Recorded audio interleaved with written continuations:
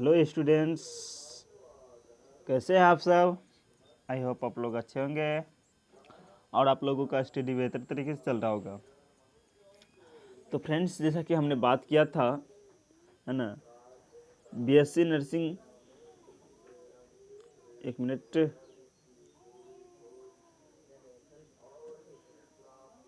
जैसा कि हमने बात किया था बीएससी नर्सिंग का जो है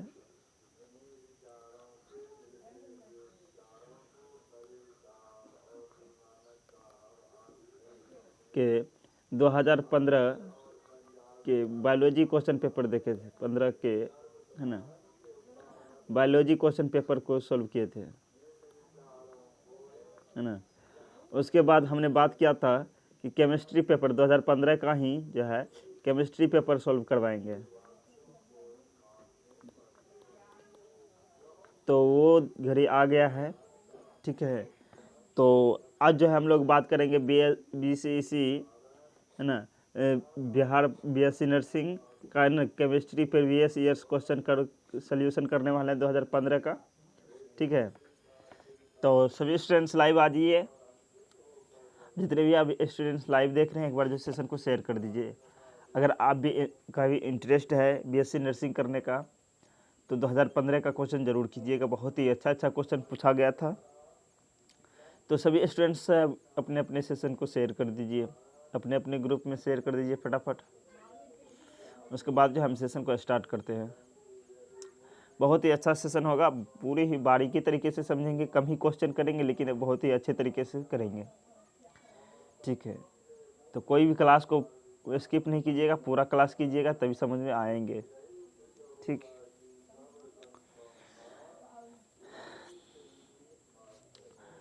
सभी स्टूडेंट जो है सेशन को शेयर कीजिए, ठीक है। उसके बाद जो हम सेशन को स्टार्ट करेंगे। चलिए, आई होप आप लोग शेयर भी कर दिए होंगे। चलिए करते हैं, आज के सेशन को स्टार्ट करते हैं, ठीक है। आप लोग कितना उत्सुक हैं, है ना, कितना एक्साइटेड है करने के लिए। चलिए इस क्वेश्चन से, पहले क्वेश्चन से आगाज़ करते हैं। चलिए यहाँ पे क्वेश्चन आगे आपका क्वेश्चन में पूछा जा रहा है ना, निम्न में से, है ना, निम्न में से किस में जो है, किस युग्म में सदस्य युग्मों के उत्पादन करते हैं। नहीं आया समझ में, एक बार फिर से क्वेश्चन को पढ़ लीजिए, फिर उसका आंसर दीजिएगा आप लोग, है ना। क्या पूछा जा रहा है, क्वेश्चन है निम्न में से किस युग्म में दोनों सदस्य समान गैस का उत्पादन करेंगे। यानी कि ये जो युग्म दिए हैं KO2 Na2O2 CaH2 BaO2, यानी कि इस युग्म में से कौन सा युग्म है जो है ना, दोनों में से जो है समान गैस का उत्पादन करेंगे, कौन सा है। चलिए इस क्वेश्चन को जो समझने के लिए हैं हम इस प्रकार से समझेंगे, जैसे, है ना, जैसे के है हमारे पास, है ना, के है। तो चलिए इस क्वेश्चन को समझने के लिए हम लोग को पहले क्या करना पड़ता करेंगे, यहाँ से समझेंगे बारीकी तरीके से, है ना, कैसे बनेगा ये क्वेश्चन, उस पर ध्यान देते हैं। देखिए ये के है हमारा, अगर इसकी अभिक्रिया हम करा देते हैं हाइड्रोजन गैस से, है ना, हाइड्रोजन गैस से कराने पर हमको क्या प्राप्त होता है। तो हमको प्राप्त होता है KOH और प्लस में H2 गैस, KOH प्लस में H2 गैस हमको ये प्राप्त होता है, ठीक है। अगर KO2 से अगर अभिक्रिया करा देते हैं ना, KO2 से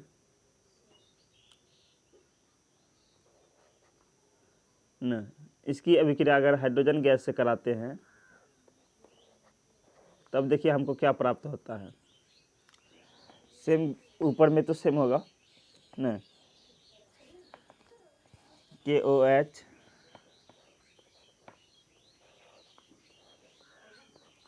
प्लस में H2O2, नहीं H2O प्राप्त होता है, H2O प्लस में हाइड्रोजन गैस प्राप्त होता है, ठीक है। अगर हम इसकी अब बात करें, है ना, अगर Na सोडियम की अभिक्रिया कराएं न हाइड्रोजन गैस से तो क्या प्राप्त होगा?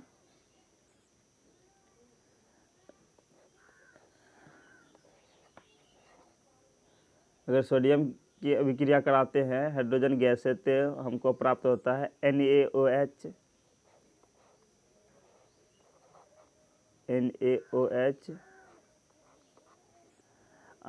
प्लस में हमको प्राप्त होता है H2O2, ठीक है, H2O2 प्राप्त होता है।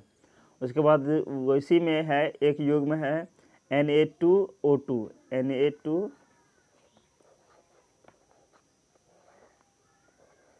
अगर इसकी अभिक्रिया हाइड्रोजन गैस से कराते हैं, नहीं सॉरी, हाइड्रोजन ऑक्साइड से कराते हैं, तब देखिए हमको क्या प्राप्त होता है। यहाँ प्राप्त होगा हमको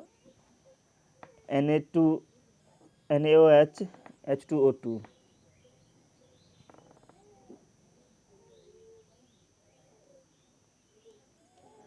अच्छा सॉरी, यहाँ थोड़ा सा रॉन्ग हो गया है,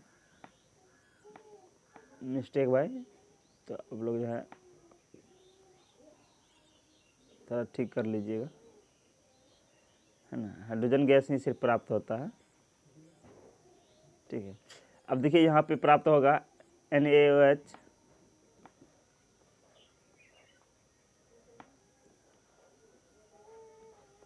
प्लस में H2O2 यानी कि हाइड्रोजन परऑक्साइड प्राप्त होगा, ठीक है।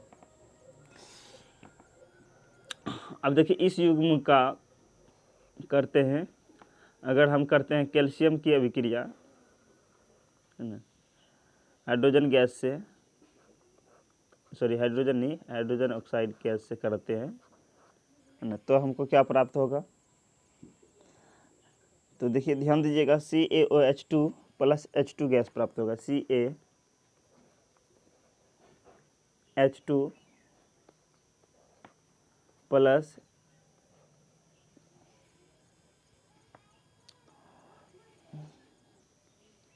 अरे क्या हो गया, ध्यान दीजिएगा, थोड़ा गलत हो गया।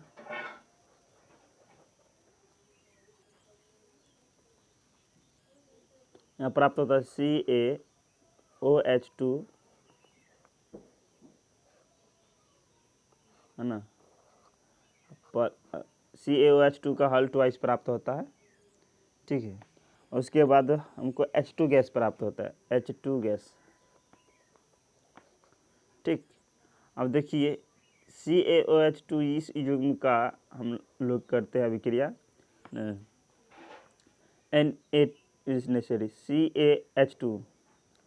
CaH2 की अभिक्रिया, सॉरी अभिक्रिया कराते हैं हाइड्रोजन ऑक्साइड गैस से, तो हमको प्राप्त होता है CaOH2 का हॉल ट्वाइस प्राप्त होगा, इसमें भी CaOH2 का हॉल ट्वाइस, प्लस में जो है हमको, है ना, हाइड्रोजन गैस प्राप्त होता है, प्लस में हमको हाइड्रोजन गैस ही प्राप्त होता है। तो देखिए कौन सा ऑप्शन आप में क्वेश्चन था आपका, क्या क्वेश्चन था, फिर से समझिएगा, क्वेश्चन था आपका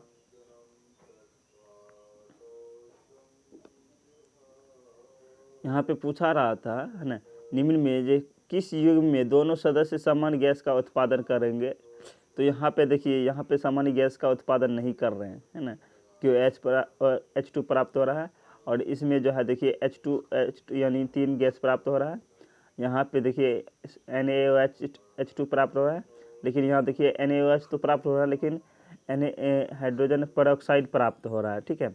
लेकिन यहाँ पे देखिए सेम गैस का उत्पादन हो रहा है ना, सेम गैस का उत्पादन हो रहा है, यानी कि ऑप्शन नंबर सी जो है इसका करेक्ट आंसर होगा, ठीक है। Ca और CaOH2 जो है इसका करेक्ट आंसर होगा। बहुत ही अच्छा क्वेश्चन है और इम्पोर्टेंट भी क्वेश्चन है ये, है ना, टफ क्वेश्चन नहीं है, थोड़ा सा पढ़ने की ज़रूरत है, ठीक है। चलिए आगे बढ़ा जाए। अगर आप लोग नोट नहीं किए हैं तो नोट कर लीजिए इस चीज़ों को, बहुत ही अच्छा चीज़ है। अगर आपको अगर कोई क्वेश्चन पूछा जाता है इस तरीके से तो आपको इसी तरह से सॉल्व करना है, ठीक है। अब देखिए हमको इस ऑप्शन को जो है ना तोड़ने की ज़रूरत ही नहीं है, क्योंकि हमको यहीं पे आंसर मिल गया है, तो इसी से हम लोग जो है आगे बढ़ जाएंगे, ठीक है। आई होप आप लोग नोट कर लिए होंगे। चलिए अगले क्वेश्चन की तरफ चलते हैं। आप लोग है ना नोट कर लीजिएगा तभी आगे बढ़िएगा, ठीक है। चलिए आप लोग जो है अभी दूसरे नंबर प्रश्न का राइट आंसर दीजिए। क्या पूछा जा रहा है? पूछा जा रहा है 1.5 है ना, 1.5 नॉर्मेलिटी H2O2 यानी कि हाइड्रोजन पर ऑक्साइड की विलयन की है ना आयतनिक शक्ति है, यानी कि पूछा जा रहा है ना 1.5 नॉर्मेलिटी, एन का मतलब यहाँ पे है नॉर्मेलिटी से, यानी नॉर्मलता से, ठीक है, नॉर्मेलिटी से है, याद रखिए।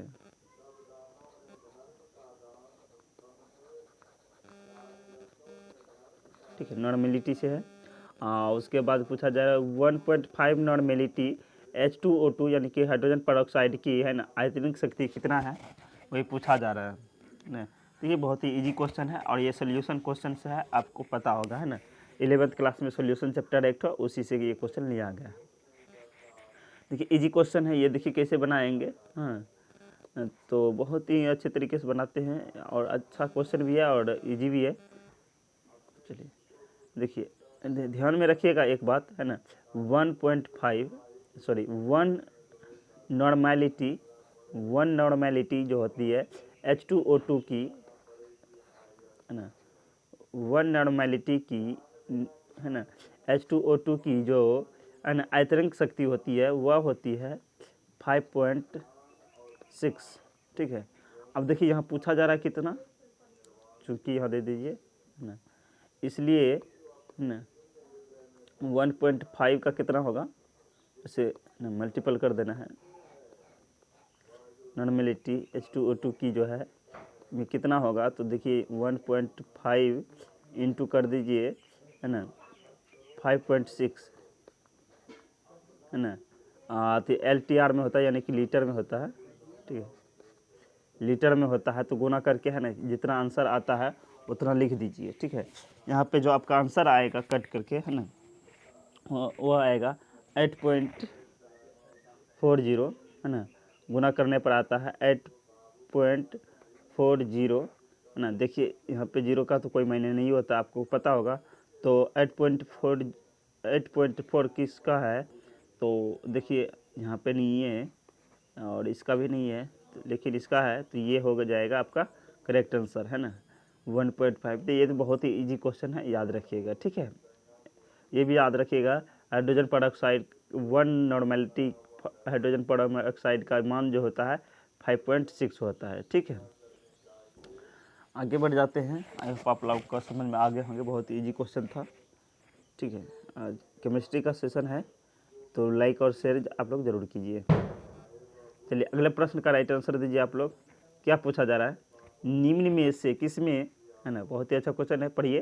तो निम्न में से किस में जो है धनायन तथा ऋणायन आकारों के अनुपात में सबसे कम होगा, यानी कि देखिए यहाँ पे दिया है ना आपके पास जो कंपाउंड दिया है ना, उसमें पूछा जा रहा है किसका जो है ना ऋणायन का अनुपात है ना, धनायन तथा ऋणायन का अनुपात सबसे कम होगा है ना। दोनों को तोड़ेंगे तो पता चलेगा इसको है ना, किसका आकार जो है वैल्यू जो है कम होगा, ठीक है। देखिए इस प्रश्न को इससे बनाया जाता है, थोड़ा ध्यान दीजिएगा। देखिए अगर हम आप लोग ये देखिए पीरियोडिक टेबल का क्वेश्चन है, ठीक है। देखिए सोडियम को अगर तोड़ें है ना, तो NaCl को तोड़ें तो देखिए इस तरीके से टूटता है,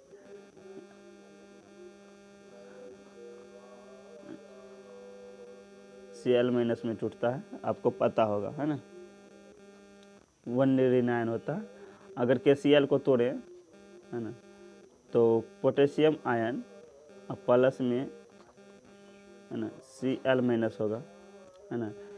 मैग्नीशियम आयन की बात करें, है ना, मैग्नीशियम आयन की बात करें तो ये होता आपका Mg प्लस, है ना, Cl2 माइनस, है ना, हीनाइन में होता है। और इसको तोड़े तो आपको पता होगा इस, है ना, इसे होगा Ca प्लस, है ना, और जो होगा प्लस में F2 माइनस होगा, 1 माइनस होगा, ठीक है। अगर अब देखिए यहाँ पे अब इससे पता नहीं चल रहा है किसका कम है किसका ज़्यादा है। अब देखिए मेन बात आता है, अब अगर पीरियोडिक टेबल पढ़े हैं तो उसमें आपको पता होगा, है ना, कि पीरियोडिक टेबल में ऊपर से नीचे आने पर, है ना, आयनिक त्रिज्या क्या होती है, बढ़ती है। आयनिक त्रिज्या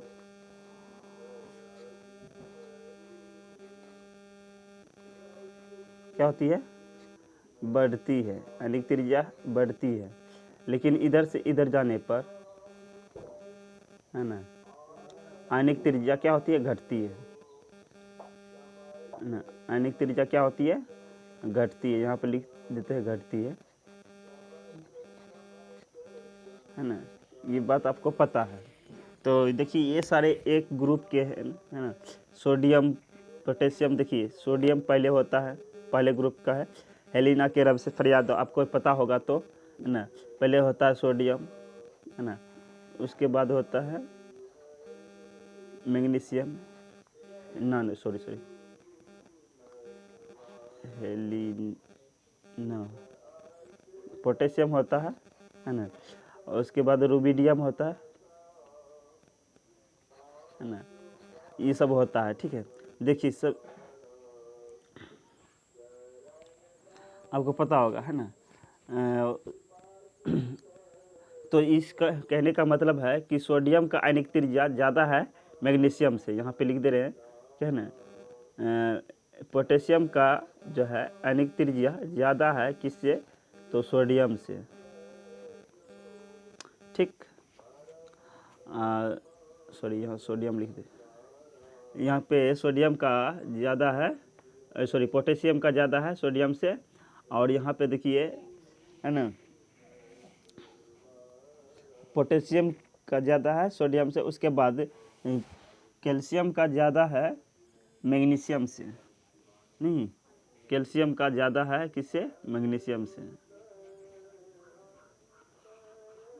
इस तरह कैल्शियम का ज़्यादा है किससे, तो मैग्नीशियम से, Mg से, है ना।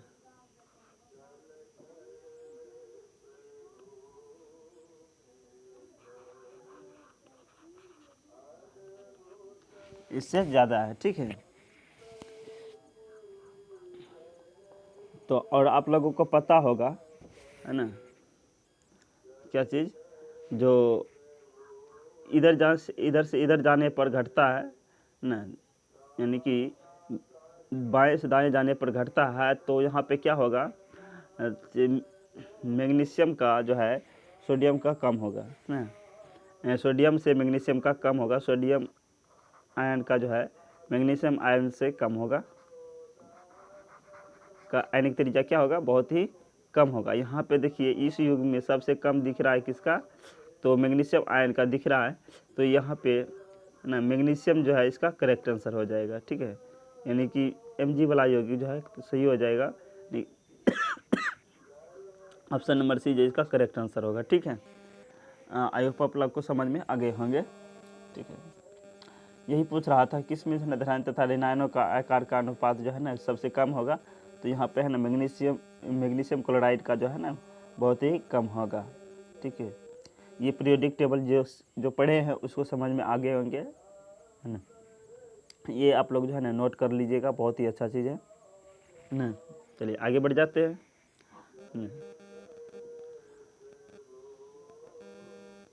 चलिए क्वेश्चन है केमिस्ट्री का, तो इस तरीके से क्वेश्चन बहुत सारे देखने के लिए मिलेंगे और घबराने की बात नहीं है। पूछा जा रहा है एक ठोस X को गर्म करने पर, है ना, CO2 दे तथा अवशेष प्राप्त होता है। ठीक है, अब देखिए अवशेष जल को अभिक्रिया कर, है ना, Y देता है। ठीक है, अब Y जलीय घोल में अधिकीय CO2 प्रवाहित करने पर एक स्वच्छ विलयन Z मिलता है। तो Z को फिर उबालते हैं तो पुनः हमको X ही प्राप्त होता है। तो X का मतलब यह क्या है, नहीं X क्या है इसमें। देखिए इस क्वेश्चन को समझने के लिए इस तरीके से समझते हैं हम लोग ना, बहुत ही अच्छे क्वेश्चन हैं। देखिए क्या पूछा जा रहा है कि एक X को गर्म करने पर CO2 देता है। ठीक है, अब देखिए हमारे पास X है, अच्छा हमारे पास X है। ठीक है, अब इसको गर्म करेंगे यानी हीट करेंगे, हीट का सिंबल इस तरीके से होता है। ठीक है, तो हीट करेंगे तो हमको CO2 गैस प्राप्त होगा, है ना, CO2 गैस प्राप्त होगा। ठीक है, और अवशेष भी प्राप्त होता है ना, CO2 तथा अवशेष प्राप्त होता है ना। CO2 तथा क्या प्राप्त होता है हमको, अवशेष प्राप्त होता है।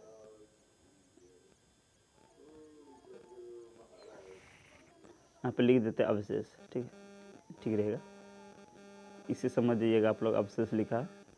ठीक है, फिर क्या कह रहा है, अवशेष को जल से अभिक्रिया कर Y प्राप्त होता है। अगर इसकी, है ना, अभिक्रिया जल से करा देते हैं H2O, है ना, यही तो कह रहा है, अवशेष को जल से अभिक्रिया कर Y देता है। अगर इस अभिक्रिया कराएंगे तो आप क्या देगा, Y देगा। ठीक है, अब देखिए Y के जलीय घोल में, अब ये जल का Y जलीय घोल यानी H2O में क्या प्रवाहित करेंगे, है ना, जलीय घोल में अधिक CO2 प्रवाहित करने पर, यानी कि CO2 यहाँ पे देंगे, है ना, CO2 गैस से अभिक्रिया कराएंगे तो हमको क्या प्राप्त होगा, है ना, Z प्राप्त होगा। एक स्वच्छ विलयन हमको Z प्राप्त होता है प्रोडक्ट में। ठीक है, सॉरी, है ना, Z प्राप्त होगा। तो अब पूछा जा रहा है कि, है ना, अब Z को उबालने पर अगर हम इसको हीट कर दें फिर से हमको जो है ना X ही प्राप्त होता है।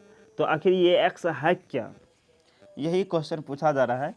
तो ध्यान दीजिएगा, इसका जो राइट आंसर होगा, है ना, कैल्शियम कार्बोनेट होगा। तो देखिए फिर से इस क्वेश्चन को समझिए, है ना, क्या पूछ रहे थे, X क्या होगा, कैल्शियम कार्बोनेट होगा। तो इसको हम लोग जो है करते हैं। देखिए कैल्शियम कार्बोनेट है CaCO3, है ना। अब इसकी अभिक्रिया हम किसके साथ कराएंगे, CO2 के साथ कराएंगे, है ना, CO2 के साथ कराएंगे तो हमको क्या प्राप्त होगा बताइए, वहाँ पे लिखा है, सभी स्टूडेंट बताइए हमको क्या प्राप्त होगा।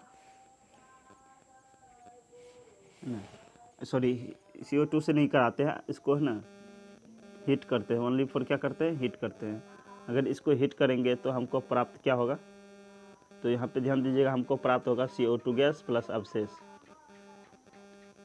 CO2 गैस प्राप्त होता है और क्या प्राप्त होता है हमको, है ना, अवशेष प्राप्त होता है।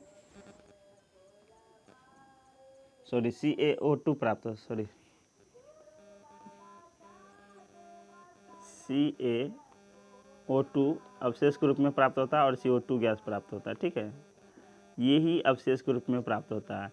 उसके बाद इसकी अवशेष की अभिक्रिया, है ना, अवशेष की अभिक्रिया अगर Y से कराते हैं, है ना,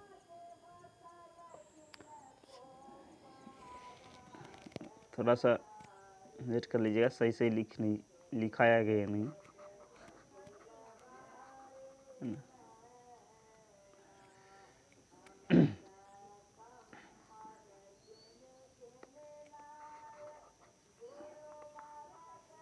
यहाँ पर ध्यान दीजिए, यहाँ से चलिए शुरू करते हैं।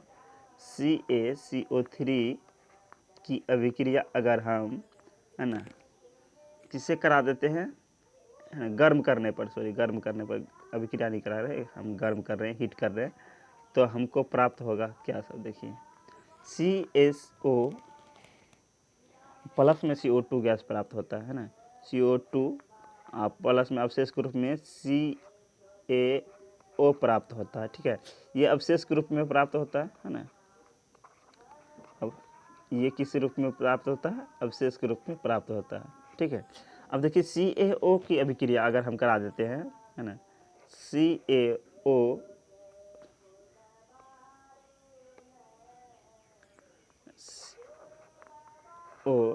है ना की अभिक्रिया किससे करा देते हैं, यहाँ पे क्या दिया है कि CO2 तथा अवशेष प्राप्त होता है। अब देखिए अवशेष को जल के साथ अभिक्रिया कर, है ना, यानी कि H2O के साथ हम इसकी अभिक्रिया कराएंगे,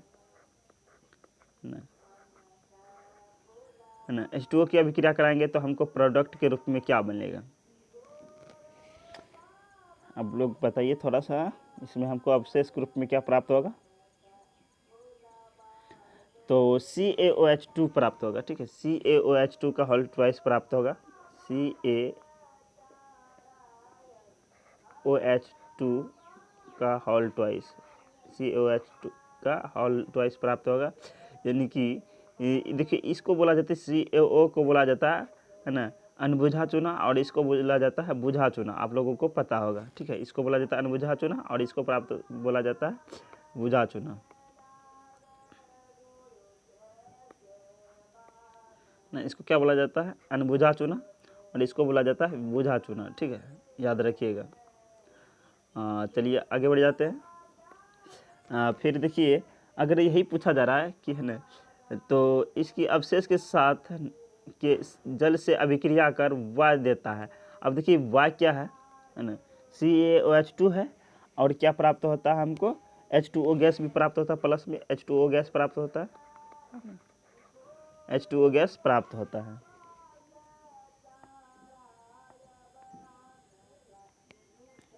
ठीक है, अब देखिए क्या कह रहा है, सॉरी H2O गैस तो प्राप्त नहीं होगा क्योंकि है ना, यहाँ पे देखिए हमको यही प्राप्त होता है, ठीक है। उसके बाद देखिए वाय की, अब देखिए ये हमको प्राप्त हो गया, ठीक है, वाय के जलीय घोल में अधिक के CO2 प्रवाहित करने पर, देखिए वाय के घोल में ये हमको वाय प्राप्त हुआ है और इसको है ना CO2 इसके जलीय घोल में, यानी कि जल से अभिक्रिया करेंगे तभी तो इसका जलीय घोल बनेगा, यानी कि H2O करा दिए। में क्या CO2 गैस प्रवाहित करते हैं तो CO2 को मिलाना पड़ेगा, तो है ना, तो प्रोडक्ट के रूप में हमको क्या प्राप्त होगा, यहाँ पे ध्यान दीजिएगा, यहाँ पे हमको प्रोडक्ट के रूप में क्या प्राप्त होगा, यही चीज़ मेन है ना, तो ये ही हमको प्राप्त होगा प्रोडक्ट के रूप में, हमको CaOH3 का होल ट्वाइस प्राप्त होगा। देखिए यहाँ पे हमको प्रोडक्ट के रूप में क्या प्राप्त होगा, CaHCO3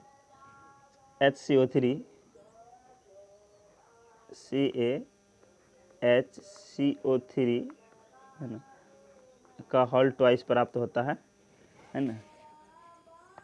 अब देखिए ये प्राप्त हो गया, अब क्या पूछा जा रहा है ना, 100 बिलियन हमको जेड प्राप्त होता है, ये देखिए हमको जल जो है ना ये प्राप्त हो गया, ठीक है, ये 100 बिलियन हमको जेड प्राप्त हो गया। अब इसी को फिर से हम उबालते हैं, यानी गर्म करते हैं, हीट करते हैं, तो हमको क्या प्राप्त होता है, तो देखिए फिर से हम इसको उबालेंगे यानी गर्म करेंगे, CaHCO3 का होल ट्वाइस जो है इसको हम फिर से हिट करेंगे तो हमको फिर से हमको लास्ट में CaCO3 ही प्राप्त होता है, CaCO3 ही प्राप्त होता है। आया समझ में,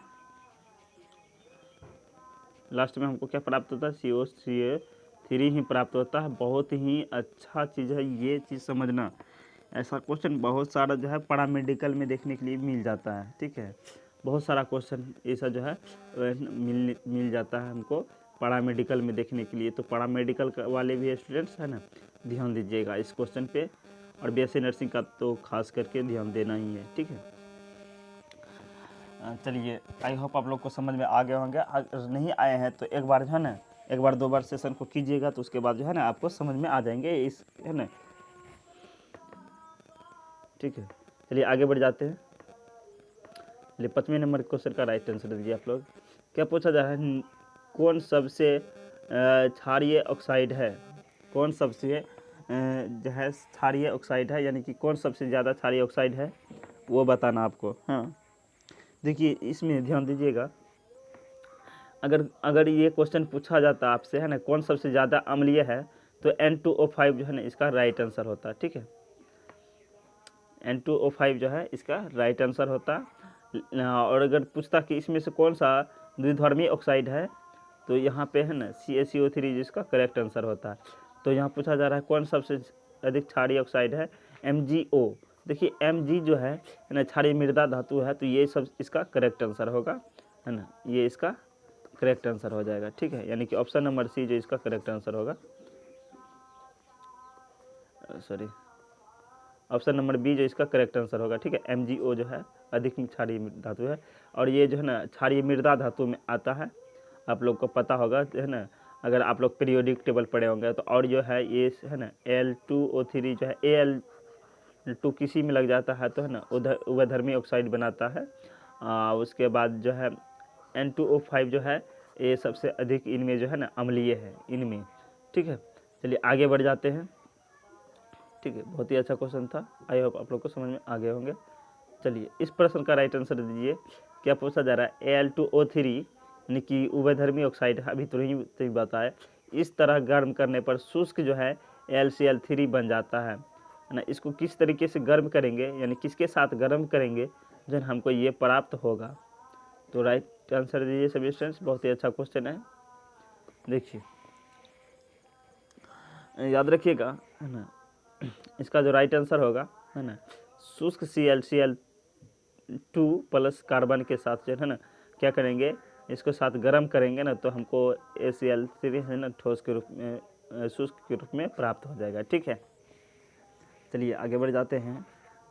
आई होप आप लोग को समझ में आगे होंगे, है ना। 7वें नंबर प्रश्न का राइट आंसर दीजिए आप लोग। क्या पूछा जा रहा है 7वें नंबर क्वेश्चन में, निम्न में से कौन नहीं बन सकता है। बहुत ही अच्छा क्वेश्चन है ना, किसका बनना असंभव है ये पूछा जा रहा है आप लोगों से, है ना। निम्न में कौन नहीं बन सकता है, तो ध्यान दीजिएगा, इसका जो राइट आंसर होगा, है ना, NaCl5 नाइट्रोजन पेंटाक्लोराइड जो है इसका करेक्ट आंसर होगा। ऑप्शन नंबर ए जो इसका करेक्ट आंसर होगा। क्यों सर जी ये क्यों नहीं बन सकता, नाइट्रोजन पेंटाक्लोराइड क्यों नहीं बन सकता, क्योंकि है ना देखिए ये जो है नाइट्रोजन जो है ना ग्रुप आवर्त सारणी के 5वें ग्रुप में आता है। ठीक है, और यहाँ पे जो जितना भी तत्व होता है, तो वो तत्व होता है आपका नाइट्रोजन, है ना, नाइट्रोजन होता है, अब फास्फोरस होता है, उसके बाद और भी होता है एंटीमनी, और उसके बाद होता है आपका बेरिलियम, है ना, सॉरी, ठीक है। और उसके बाद जो है ये सभी तत्व जो है ना किस के हैं, तो 5वें नंबर ग्रुप के हैं। नाइट्रोजन होता है, फास्फोरस होता है, उसके बाद एंटीमनी होता है, और उसके बाद और होता है बिस्मिथ होता है। ठीक है, बिस्मिथ भी होता है। तो ये देखिए इस सब में सब जो है ना, ये सब के सब जो है नाइट्रोजन से लेकर सॉरी फास्फोरस और एंटीमनी और बिस्मिथ बेरिलियम जो है क्या बनाता है, पेंटाक्लोराइड बनाता है। ठीक है, इसका ये सभी जो है पेंटाक्लोराइड बनाता है, लेकिन नाइट्रोजन जो है नाइट्रोजन पेंटाक्लोराइड नहीं बनाता है। तो वही चीज़ पूछा रहा है। देखिए टेट्राक्लोराइड बनाता है, ठीक है, टेट्राक्लोराइड बनाता है लेकिन पेंटाक्लोराइड नहीं बनाता है। ठीक है, याद रखिएगा, नहीं इसका बनना असंभव है। तो इसका राइट आंसर क्या हो जाएगा, ऑप्शन नंबर ए जो है इसका करेक्ट आंसर होगा। ठीक है, बाकी बात जो है ना इसका बनेगा, देखिए इसमें AS लगा है ना, एंटीमनी लगा है, इसमें बिस्मिथ लगा है, और इसमें फास्फोरस लगा है, इस सब का बनना निश्चित है, लेकिन ये नहीं बन सकता। ठीक है, चलिए आगे बढ़ जाते हैं। आई होप आप लोग को समझ में आ गए होंगे, है ना। ये भी नोट कर लीजिएगा कि है ना 5वें नंबर ग्रुप में कितना तत्व है, नाइट्रोजन, फास्फोरस, एंटीमनी, बिस्मिथ और बेरिलियम जो है इसका करेक्ट आंसर होगा। ठीक है, चलिए आगे बढ़ जाते हैं। 8वें नंबर प्रश्न का राइट आंसर दीजिए सभी स्टूडेंट्स। 8वें नंबर प्रश्न में क्या पूछा जा रहा है, NH2 NH2 plus H2O hydrogen peroxide के है ना कैल्शियम कार्बोनेट का उत्पादन होगा। अगर इस कैल्शियम क्लोराइड देते हैं तो क्या होगा, है ना। बहुत ही अच्छा क्वेश्चन है, सभी स्टूडेंट राइट आंसर दीजिए।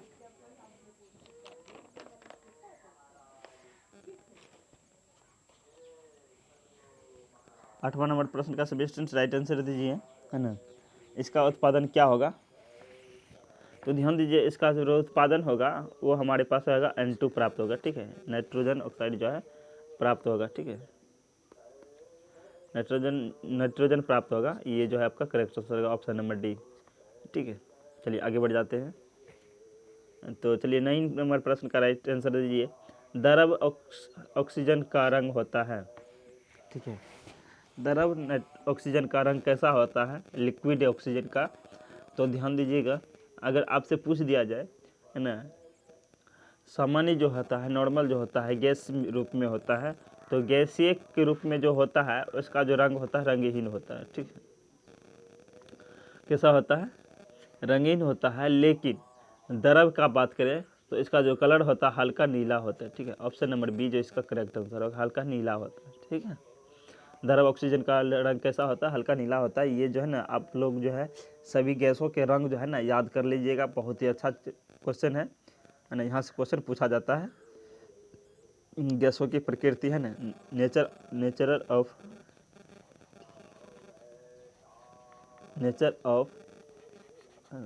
गैसेस में पढ़ लीजिएगा ना, वहाँ पे है ना सारा का सारा जो है ना इसका जो है ना इस क्वेश्चन का राइट आंसर मिल जाएगा। बहुत सारा है ना गैसों के बारे में दिया है, ठीक है। चलिए आगे बढ़ जाते हैं। 10वें नंबर प्रश्न का राइट आंसर दीजिए। H3PO3 की क्षारीयता है, H3PO3 की क्षारीयता कितना होगा वो आपको बताना है ना। तो ध्यान दीजिए, इसका जो राइट आंसर होगा ऑप्शन नंबर बी जो इसका करेक्ट आंसर होगा। H3PO3 की क्षारीयता जो होती है, बेसिसिटी जो होती है 2 होती है। अगर यहीं पे आपसे पूछ दिया जाए H3 ना PO2 की क्षारीयता कितना होगा, तो यहाँ पे ध्यान दीजिएगा, इसका जो राइट आंसर होगा 1, है ना। H3PO2 का जो बेसिसिटी अगर पूछे, क्षारीयता पूछे तो वहाँ 1 होगा। अगर यहीं पे 3 दिया है उसके बदले 4 दे दे, H3PO4 दे दे, यहाँ पे इसकी क्षारीयता कितना होगा, तो यहाँ पे 3 होगा, ठीक है। ये चीज़ ऐसे ना तीनों याद रखिए लीजिएगा, कोई आपसे एक पूछ सकता है, ठीक है। आगे बढ़ जाते हैं। 11 नंबर क्वेश्चन का आप लोग हैं राइट आंसर दीजिए। पूछा जा रहा है CrO3 के जलीय घुलन में NaOH घुला कर देता है। देखिए अगर हम करते हैं इस तरीके से, CrO3 के जलीय विलयन में H2O मिलाएंगे ना, तब ना जलीय विलयन प्राप्त होगा। प्लस में क्या देंगे, है ना, NaOH में घुल कर देता है। अगर इसकी घुलाएं तो सोडियम अल्कोहल,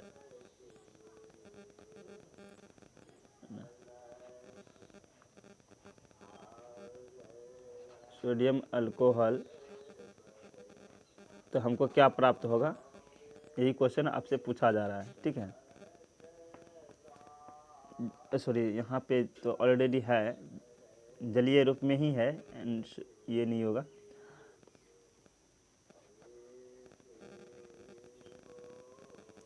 तो क्या होगा राइट आंसर, है ना, वो बताना आपको। देखिए इसका जो राइट आंसर होगा, है ना, सोडियम क्रोमेट देता है, ठीक है। क्या देता है हमको, सोडियम क्रोमेट देता है, यानी कि NaCrO4 अच्छा ये क्या हो गया, हमको प्राप्त होता है NaCrO4। थोड़ा बड़ा, अच्छा फिर से हम लिख दे रहे हैं।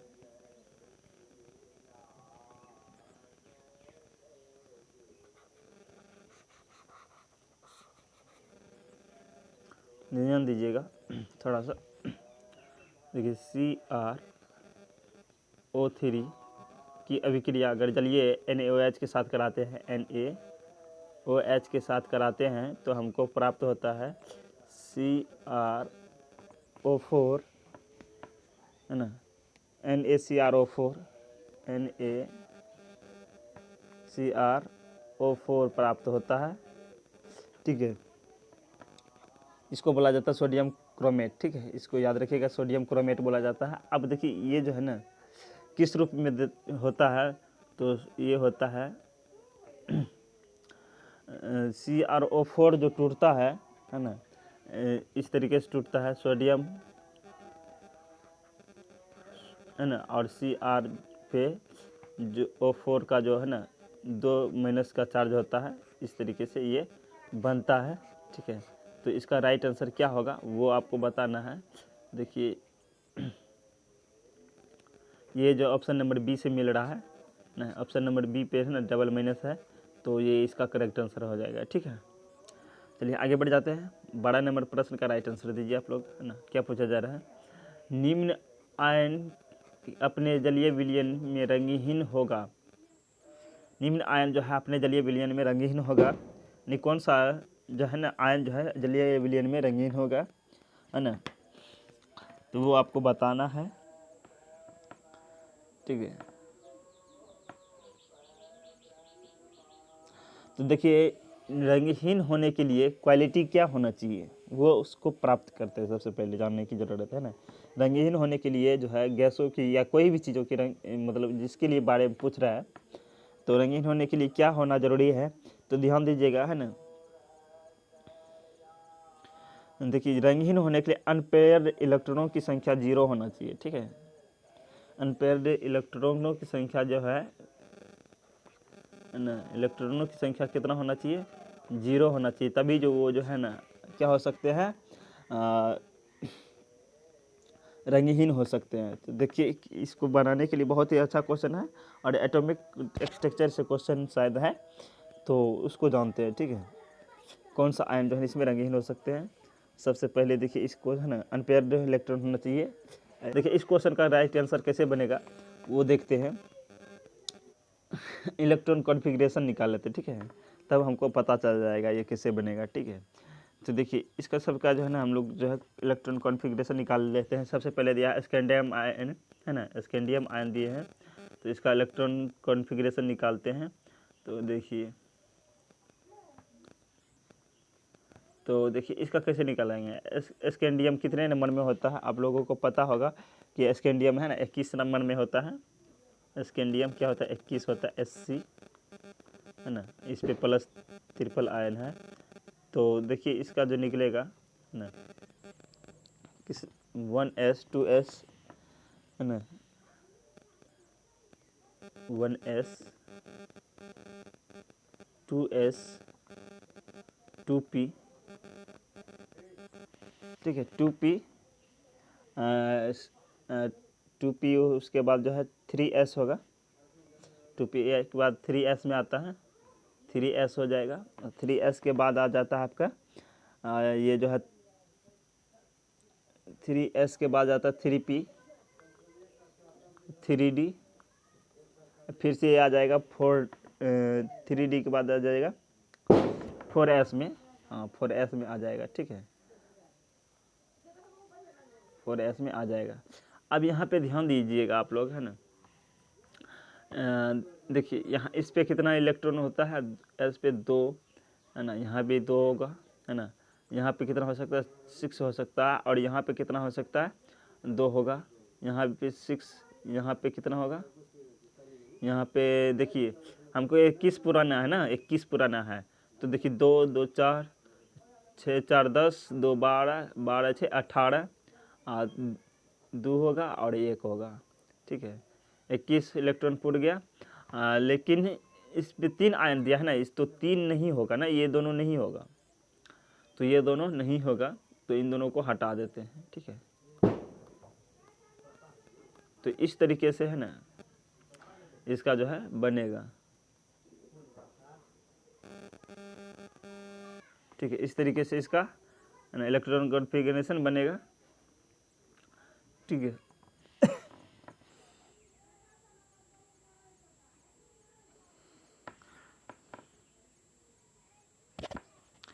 अब देखिए इसमें जो है ना इलेक्ट्रॉनों की युग्मों की संख्या जो है ना, इसमें जो है ना अनपेयर्ड इलेक्ट्रॉनों की संख्या 0 है, है ना। आप लोगों को पता है कि इसमें जो है इलेक्ट्रॉनों के है ना और युग्मों की संख्या अरे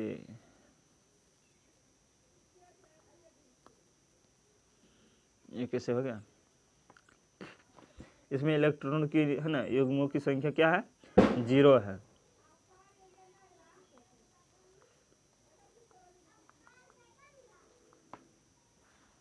टू पी होगा, तो इसमें इलेक्ट्रॉनों की युग्मों की संख्या क्या है, 0 है ना। तो यही इसका करेक्ट आंसर होगा, है ना। जिसमें आपका युग्मों की संख्या 0 आ जाए वो जो है ना इसका करेक्ट आंसर हो जाएगा, ठीक है। जिसको 0 नहीं आएगा, है ना, वो रंगहीन नहीं होगा, है ना। जिसका है ना पेयर में हो जाएगा उसका जो है ना रंगहीन नहीं होगा। जिसका अनपेयर्ड होता है इलेक्ट्रॉनों की संख्या 0, तो वो जो है ना इसका करेक्ट आंसर होगा, रंगहीन होता है, ठीक है। यहीं से एक और क्वेश्चन बनता है, अगर आपसे क्वेश्चन पूछा जाता है ना किसकी जो है ना युग्मों की संख्या कितनी है और युग्मित इलेक्ट्रॉनों की संख्या कितनी है, इसमें तो 0 है, युग्मित इलेक्ट्रॉनों की संख्या अगर पूछ दिया जाए इसमें जो है किस है ना एफ ई की युग्मितों की संख्या पूछ दिया जाए, एफ ई की, तो कैसे बनाइएगा, देखिए यहाँ भी है ना उसी तरीके से बनाना है। सबसे पहले क्या करना है आपको, इलेक्ट्रॉन कॉन्फ़िगरेशन निकाल लेना है। तो एफ ई का हम लोग जो है इलेक्ट्रॉन कॉन्फ़िगरेशन निकाल लेते हैं, ठीक है। एफ ई 26 नंबर में होता है, आप लोगों को पता होगा, है ना। तो इसका इलेक्ट्रॉन कॉन्फ़िगरेशन कैसे निकालते हैं, देखिए 1s, उसके बाद होता है 2s, 2p, 3s, 3p, 3d, है ना। अब देखिए इस पे 2 होगा, है ना। इस पे कितना होता है, इस पे 2, इस पे भी 2, इस पे 6, है ना, और इस पे भी 2 होगा, है ना, इस पे फिर 6 होगा। देखिए 2 2 4 6 4 10 2 12 12 6 18, है ना। हमको 18, इस पे कितना होता है, तो इस पे भी 6 ही होगा, 18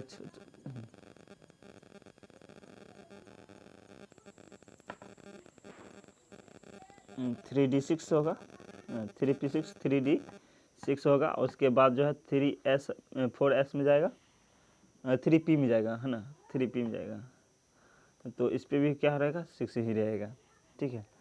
तो अब देखिए सॉरी यहाँ पे 2 होगा ना, 2 होगा तब तो पूरा हो जाएगा। हाँ देखिए अब गिनती कीजिए, ये 26 पूरा हो रहा है कि नहीं, 2 2 4 6 4 10 2 12 12 6 18, है ना, 12 6 18 6 24 2 26, है ना, 26 पूरा हो गया। लेकिन इस पे जो हमको चाहिए कितना, है ना, इस पे हमको चाहिए कितना, तो एफ ई, है ना, इस पे प्लस, यहाँ पे देखिए 2 प्लस आयन, है ना, 2 प्लस एफ ई हमको चाहिए, एफ ई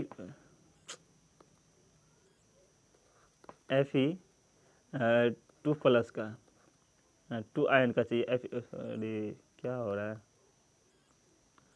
है ना, 2 प्लस आयन का चाहिए। तो इसका इलेक्ट्रॉन कॉन्फ़िगरेशन कुछ इस तरीके से बनेगा, 1s2 2s2 2p6, है ना, 3s2 3p6 3d6, इस तरीके से बनेगा। अब देखिए इसके बाह्यतम कक्ष ऑर्बिटल में जो है इलेक्ट्रॉनों की संख्या कितना है, 6 है। तो देखिए इसका जो है ना अथी बना लीजिए, तब जा करके हमको प्राप्त हो जाएगा, है ना, कितना है ना युग्मित इलेक्ट्रॉनों की संख्या है।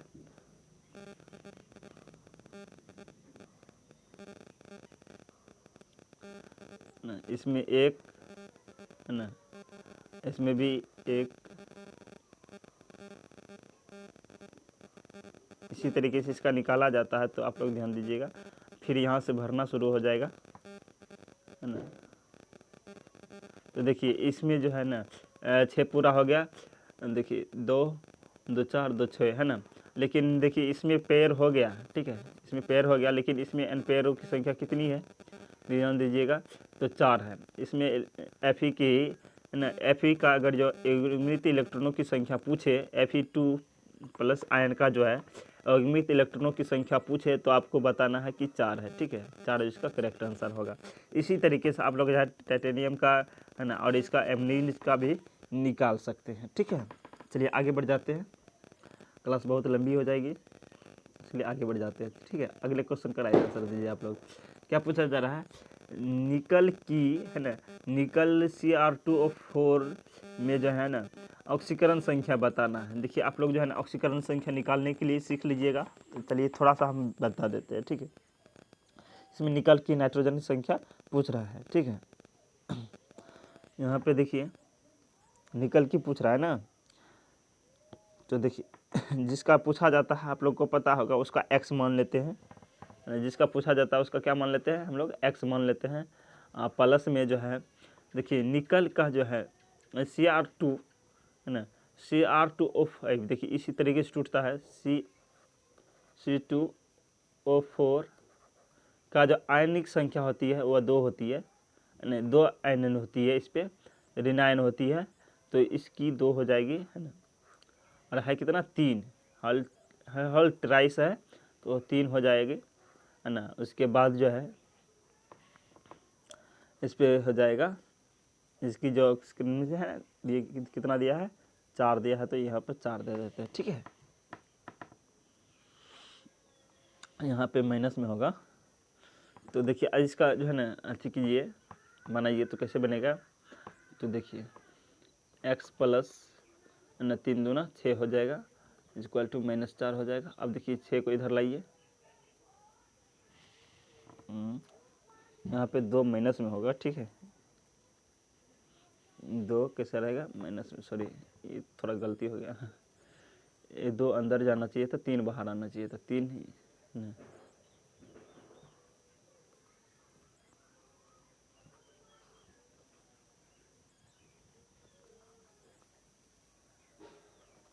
इस तरीके से होता है। हाँ, तो यहाँ पे हो जाएगा minus minus plus, sorry minus हो जाएगा, माइनस प्लस माइनस होता है, तो यहाँ पे ध्यान दीजिएगा ये क्या है आपका माइनस है। ठीक है, तो इधर आकर के क्या हो जाएगा माइनस प्लस में हो जाएगा +6 प्लस -4 क्या हो जाएगा -4 हो जाएगा। ठीक है, तो देखिए यहाँ पे आ जाएगा हमारा +2 है ना, तो यहाँ पे क्या होगा है ना, निकल की जो है निकल की जो नाइट्रोजन ऑक्सीकरण संख्या होगी वह होगी है ना, ऑक्सीडेशन नंबर 2 हो जाएगी। ठीक है, इस तरीके से निकालना सीख लीजिएगा आप लोग भी। चलिए आगे बढ़ जाते हैं, ये आप लोग है ना, आई होप आप लोग को समझ में आगे होंगे। ठीक है, अगले प्रश्न का राइट आंसर दीजिए आप लोग। या फिर निम्न में कौन जो है प्रकाशीय यौगिक है। देखिए प्रकाशीय यौगिक होने के लिए ना सबसे पहले है ना कायरल कार्बन को जानना जरूरी होता है ना। प्रकाशीय यौगिक होने के लिए है ना कायरल कार्बन का होना जरूरी हो जाता है। तो ऐसा यौगिक जो है ना जिसमें जो है कार्बनों की है ना चारों तरफ वैलेंसी है ना अलग अलग ग्रुप से जुड़ी होती है या एटम से जुड़ी होती है, तो उसको हम लोग को बोलते हैं कायरल कार्बन। ठीक है, और कायरल कार्बन प्रकाशीय है ना सक्रिय होने के लिए जरूरी है ना। प्रकाशीय सक्रिय तभी होगा जब कायरल कार्बन होगा, और कायरल कार्बन किसे कहते हैं, ऐसा यौगिक जो इसमें है ना कार्बन की है ना चारों तरफ वैलेंसी जो है ना अलग अलग पर ग्रुप से क्या होते हैं एटम से जुड़े रहते हैं। ठीक है, तो देखिए पूछा ऑप्शन नंबर ए में है 1 ब्यूटेनॉल, ऑप्शन 2 में है 1 प्रोपेनॉल, ऑप्शन सी में है ट्राइक्लोरोब्यूटेन, ऑप्शन डी में है 4 हाइड्रोक्सी हेप्टेन। इनमें से कौन सा राइट आंसर होगा उसको जानते हैं। देखिए वन सबसे पहले स्ट्रक्चर बनाने के लिए सीखिएगा, तभी जो है ना आप लोग से ये क्वेश्चन सॉल्व हो जाएंगे। ठीक है, देखिए 1 ब्यूटेनॉल का जो स्ट्रक्चर होगा वह होता है CH3 है ना। या तो इसको इस तरीके से भी लिखते हैं, अधिकतर संरचना सूत्र बनाने में ना इस तरीके लिखते हैं।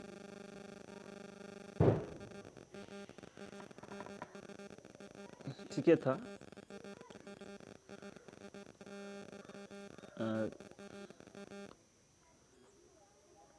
CH3 CH2 CH2 है ना, उसके बाद है CH2OH CH2OH है ना, क्योंकि यहाँ पे प्रोपेनॉल बोल रहे थे है ना, ये ग्रुप लगाना जरूरी था। देखिए इसका जो है 1 प्रोपेनॉल का जो है हम लोग जो है स्ट्रक्चर सूत्र बनाते हैं, संरचना सूत्र बनाते हैं, स्ट्रक्चर बनाते हैं, तो वह किस तरीके से बनता है। कार्बन हो गया आपका, फिर से कार्बन हो गया, फिर से कार्बन हो गया, है ना। प्रोपेनॉल ने पूछ रहा है कितना कार्बन होता है प्रोपेनॉल में, तो है ना आप लोगों को पता होगा कि 4 कार्बन होना चाहिए प्रोपेनॉल के लिए, है ना। तो यहाँ पे आपका हो जाएगा हाइड्रोजन, है ना। यहाँ पे फिर से प्रोपेनॉल है तो OH ग्रुप जुड़ेगा, यहाँ पे फिर से आपका हो जाएगा हाइड्रोजन। ये जो है अलग अलग करल कार्बन से नहीं जुड़े हैं, ठीक है। यहाँ भी नहीं जुड़े हैं, सॉरी अलग अलग है ना एटम या से नहीं जुड़े हैं, और यहाँ भी नहीं जुड़े हैं। तो देखिए दूसरे देख लेते हैं, है ना। इसका संरचना 2 क्लोरोब्यूटेन, 2 क्लोरोब्यूटेन। तो ब्यूटेन के लिए कितने कार्बन की ज़रूरत होती है आप लोगों को पता होगा, है ना। तो इसका संरचना सूत्र किस तरीके से बनता है, CH3, है ना। और ये फिर से कार्बन, फिर से कार्बन, यहाँ पे ब्यूटेन है, तो ब्यूटेन 2 क्लोराइड ब्यूटेन है ना, CH2 होगा।